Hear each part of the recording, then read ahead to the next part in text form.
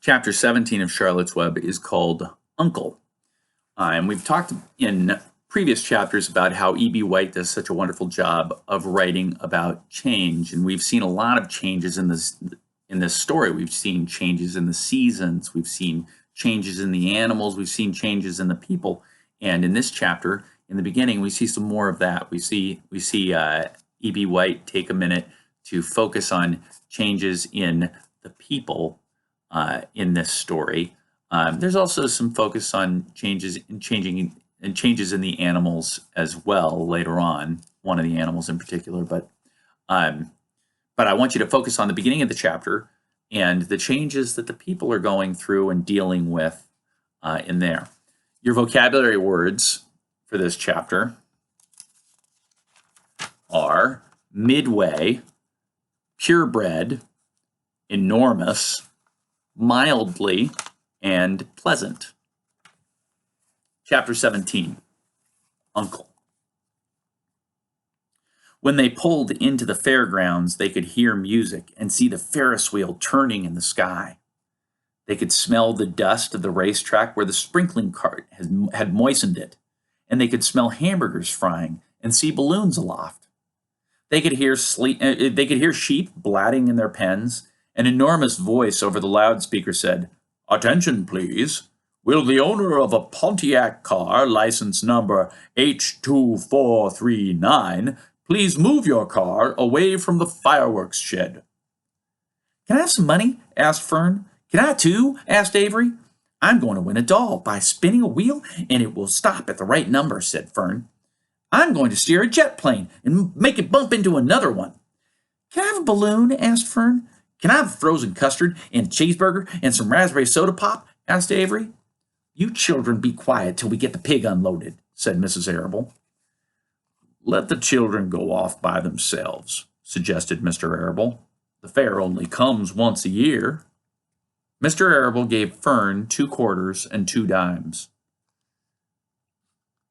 He gave Avery 5 dimes and 4 nickels. "Now run along," he said. "And remember, the money has to last all day. Don't spend it all in the first few minutes. And be back here at the truck at noontime so we can all have lunch together. And don't eat a lot of stuff that's going to make you sick to your stomachs." "And if you go on the swings," said Mrs. Arable, "you hang on tight. You hang on very tight, hear me?" "And don't get lost," said Mrs. Zuckerman. "And don't get dirty." "Don't get overheated," said their mother.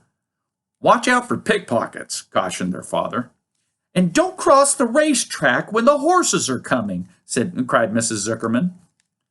The children grabbed each other by the hand and danced off in the direction of the merry-go-round, toward the wonderful music and the wonderful adventure and the wonderful excitement, into the wonderful midway, where there would be no parents to guard them and guide them, and where they could be happy and free to do as they pleased. Mrs. Arable stood quietly and watched them go. Then she sighed. She blew her nose.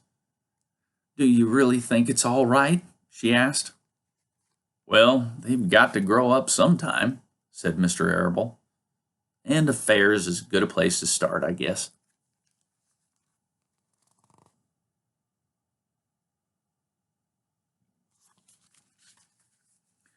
While Wilbur was being unloaded and taken out of his crate and into his new pig pen, crowds gathered to watch. They stared at the sign, "Zuckerman's Famous Pig." Wilbur stared back and tried to look extra good. He was pleased with his new home. The pen was grassy, and it was shaded from the sun by the shed roof. Charlotte, watching her chance, scrambled out of the crate and climbed a post to the underside of the roof. Nobody noticed her. Templeton, not wishing to come out in broad daylight, stayed quietly under the straw at the bottom of the crate. Mr. Zuckerman poured some skim milk into Wilbur's trough, pitched clean straw into his pen, and then he and Mrs. Zuckerman and the Arables walked away toward the cattle barn to look at purebred cows and to see the sights. Mr. Zuckerman particularly wanted to look at tractors. Mrs. Zuckerman wanted to see a deep freeze. Lurvy wandered off by himself, hoping to meet his friends and have some fun in the midway. As soon as the people were gone, Charlotte spoke to Wilbur. "It's a good thing you can't see what I see," she said. "Well, what do you see?" asked Wilbur. "There's a pig in the next pen, and he's enormous. I'm afraid he's much bigger than you are." "Maybe he's older than I am, and has had more time to grow," suggested Wilbur. Tears began to come to his eyes. "I'll drop down and have a closer look," Charlotte said. Then she crawled along a beam till she was directly over the next pen. She let herself down on a dragline until she hung in the air just in front of the big pig's snout. "May I have your name?" she asked politely. The pig stared at her. "No name," he said in a big, hearty voice. "Just call me Uncle." "Very well, Uncle," replied Charlotte. "What is the date of your birth? Are you a spring pig?" "Sure, I'm a spring pig," replied Uncle. "What did you think I was? A spring chicken? Ha ha! That's a good one, eh, sister?" "Mildly funny," said Charlotte. "I've heard funnier ones, though. Glad to have met you, and now I must be going." She ascended slowly and returned to Wilbur's pen. "He claims he's a spring pig," reported Charlotte. "And perhaps he is. One thing is certain, he has a most unattractive personality. He is too familiar, too noisy, and he cracks weak jokes. Also, he's not anywhere near as clean as you are, nor as pleasant. I took quite a dislike to him in our brief interview. He is going to be a hard pig to beat, though, Wilbur, on account of his size and weight. But with me helping you, it can be done." "When are you going to spin a web?" asked Wilbur. "This afternoon, late, if I'm not too tired," said Charlotte. "The least thing tires me these days. I don't seem to have the energy I once had. My age, I guess." Wilbur looked at his friend.